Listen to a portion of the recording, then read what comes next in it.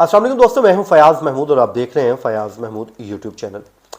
नाज़रीन, इस वक्त अमेरिका में क्योंकि मास डिपोर्टेशन की बातें चल रही हैं, तो ऐसे में उन लोगों के खिलाफ भी शिकंजा कसा जा रहा है जिनके पास वैलिड वीज़ा तो मौजूद है, लेकिन कहीं ना कहीं वो ओवर स्मार्ट बनने की कोशिश करते हैं और उनको डिपोर्ट कर दिया जाता है।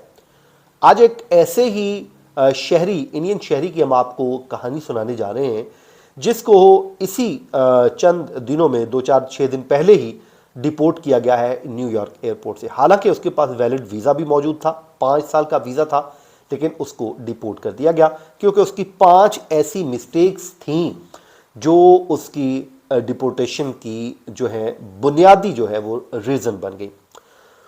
आपने अगर डिपोर्टेशन से बचना है, अवॉइड करना है, तो फिर भाई आपने 5 ऐसी चीज़ें हैं जो आपने वहाँ पर नहीं करनी। तो उसके बाद आपने जो है आराम से आपका जो है बचत हो जाएगी। अब हुआ क्या है, छोटी सी गलती होती है और आपको डिपोर्टेशन होने का सामना करना पड़ सकता है। और ये हुआ क्या है, मैं आज आपके सामने रख देता हूँ। हालांकि इस शहरी के पास वीज़ा भी मौजूद था, लीगल डॉक्यूमेंट भी मौजूद थे, उसके बावजूद वो डिपोर्ट हुआ है।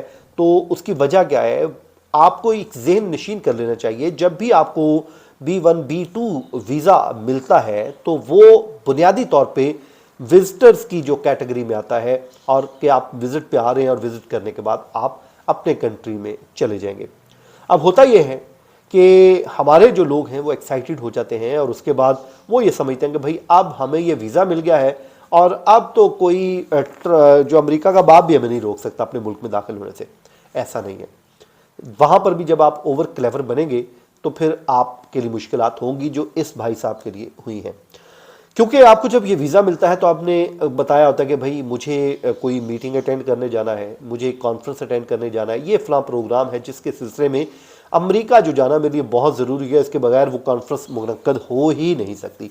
वो आपको जो है वो ये वीज़ा अलॉट कर देते हैं और इस वीज़े के बावजूद आप होते, आपकी जो कैटेगरी है वो विजिटर की ही होती है कि आप यहाँ पर विजिट पर आए हैं।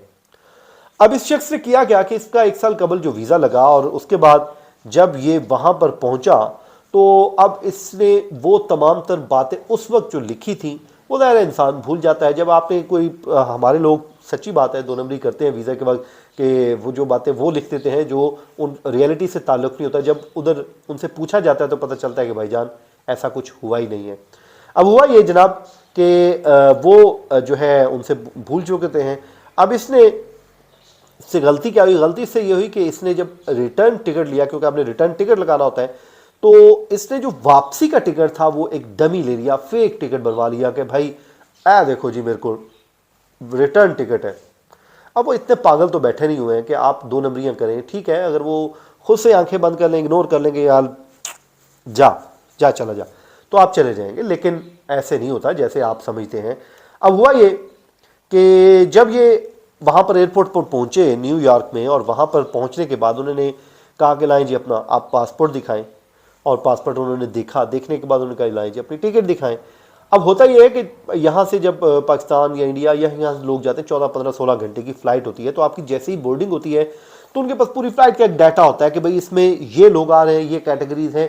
उनके पास एक अच्छा खासा टाइम होता है कि वो आपको स्कैन कर लेते हैं। स्कैनिंग आपकी पूरी एक स्क्रीनिंग हो रही होती है, आपको जान लेते हैं कि यार ये बंदा आ रहा है, इसमें इसकी ये कैटेगरी है, ये फॉल करती है। अब जब ये इससे उन्होंने पहुंचा, उन्होंने पासपोर्ट मांगा और देखा, और उसके बाद रिटर्न टिकट को पूछा तो इसने टिकट, एलओजी टिकट उन्होंने देखा, वेरीफाई किया, मालूम ये हुआ कि जो रिटर्न टिकट है, जो वापसी की टिकट है, वो डमी थी।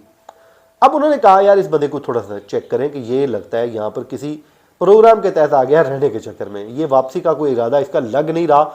और वो कैसे पता चला, उन्होंने उसके जब बैग देखे, लगेज देखे, सामान देखा, तो भाई साहब उसमें को सर्दियों के कपड़े भी नहीं, को गर्मियों के कपड़े भी नहीं, पूरा एक उसने माहौल बनाया हुआ है। जैसे वो होता है कि बंदा जब 1-2 साल के लिए रहने जाता है तो हमारे यहाँ तो लोग बर्तन तक डाल के देते हैं, यार एक कप भी ले ले, गिलास भी ले ले, वो तमाम तर चीज़ें लेके जाते हैं, और इवन के मिर्चें, लून, नमक, वो सारा कुछ भी ले जाते हैं कि भाई वहाँ पर जाके ये ज़रूरत पड़ेगी, और ये भाई साहब भी ले गए। अब वो इतने पागल तो है नहीं कि यार एक बंदा आ रहा है हफ्ते 10 दिन के लिए, और जब हफ्ते 10 दिन के लिए बंदा एक आया है और वो सामान इतना ज़्यादा लेके आया है जैसे सदियाँ इसे यहीं पर गुजारनी है, तो उन्हें जो है वो शक हो गया कि भाई इस बंदे का कोई वापसी का मूड जो है वो नहीं लग रहा।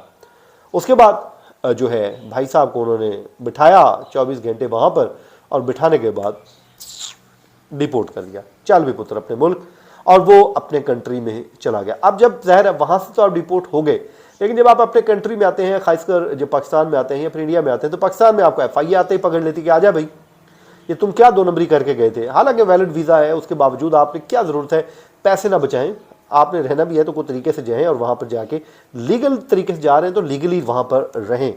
उसके बाद एक और जो है केस इस तरह सामने आया, जो सोशल मीडिया पे को बंदा था, वो गया और उसने जैसे ही वो जहाज़ पे चढ़ा, उसने कहा जी bye bye for ever, off to America, और फला फला, जो एक्साइटमेंट में उसने किया। अब उन्होंने उस टाइम उसके अंदर चेकिंग चल रही थी, कहते चेकिंग वेकिंग की, और उसके सोशल मीडिया अकाउंट्स भी देखे तो उस पर ये लिखा होता। उन्होंने कहा अच्छा पुत्र लग रहा है तेरे, बाय बाय फॉर एवर करवाने, उसको भी डिपोर्ट कर दिया। तो भाईजान अब मुक्ति जो गल में मुकाना उस पर आता हूँ, और वो ये है कि जब आपको डिपोर्ट करते हैं तो डिपोर्ट करने के बाद वो सिर्फ आपको डिपोर्ट नहीं करते हैं, बल्कि आपको बैन भी कर देते हैं। उसमें मुख्तलिफ बैन होते हैं, 5 साल के लिए होता है, 10 साल के लिए होता है। और जब आपका डिपोर्टेशन हो जाती है अमेरिका से, तो आप ये समझ लीजिए कि आपने अपने यूरोप के तमाम तर दरवाजे जो हैं वो बंद कर दिए। अब यूरोप के दरवाजे आपके बंद हो गए, डिपोर्ट होकर आप अपने मुल्क आ चुके हैं, यहाँ पर आके आपको केसेस का सामना करना पड़ रहा है, तो बेहतर है कि आप 2 नंबरियाँ ना करें। अब आ जाए जी, आपको बता देते हैं कि आपने क्या काम करना है, जो आपने अवॉइड होना है। एक तो आप तमाम तर चीज़ों को अपडेट करें, जो आपने लिखा है आप उसी के ऊपर ही कायम रहें, और अपनी एक एक चीज़ को अपडेट कर लें, क्योंकि जब आप पहुंचते हैं तो फिर आपको चेक होते हैं, तो फिर आपके लिए मसाइल होते हैं। दूसरा, आप रिटर्न टिकट लें, रिटर्न टिकट लें, कोई पैसे बचाने के चक्करों में ना पड़े, और रिटर्न टिकट लेके जाएं ताकि आपके पास वैलिड वीज़ा होने के बावजूद आप जो है वो डिपोर्ट होने के इम्कानात जो है कम से कम हो। नंबर 3, अक्सर लोग ये होते हैं कि जाते हुए डायरियाँ भर लेते हैं, नंबर्स लिख लेते हैं, व्हाट्सएप लिख लेते हैं कि भाई न्यूयॉर्क में बैठा है, मैक्सी उधर जो है किसी और स्टेट में बैठा हुआ है, उन अपने अपने जानने वालों को नंबर ले लेते हैं, तो यहाँ पर भी मसाइल होते हैं। तो एक आध नंबर सेव कर लें, जब आप वहाँ पर पहुँच जाएंगे तो भाई ले लेना नंबर, कुछ नहीं होता। तो नंबर्स जो हैं वो आप कम से कम वो अपने पास, बस वो जो आपकी जनरली होने चाहिए वही होने चाहिए। जब आप लिखते हैं उस स्टेट से भी उस स्टेट से भी, वो होता है आपके जनरली है तो कोई मसला नहीं है, लेकिन एक्स्ट्रा ऑर्डनरी ऐसा कुछ ना करें जिससे उन्हें शक हो कि भाई ये बंदा किसी दाव पे है। व्हाट्सएप पर, सोशल मीडिया पर ऐसी को अपडेट ना दें जिससे उन्हें हो कि भाई आप यहाँ पे रहने जा रहे हैं और विजिट वीज़े का आप गलत इस्तेमाल करने जा रहे हैं, जिससे उन्हें आपका वो डाटा कलेक्ट करो, डाटा कलेक्ट करके आपको एयरपोर्ट से ही डिपोर्ट कर दें। दुआ जी अल्लाह ताला आपको सबको अपने ज़ुबान में रखे और लीगल रास्ते से आपको हर काम लीगल तरीके में करने की मुझे और आपको तौफीक दे। मुझे दीजिए इजाज़त, अल्लाह ने के बाद।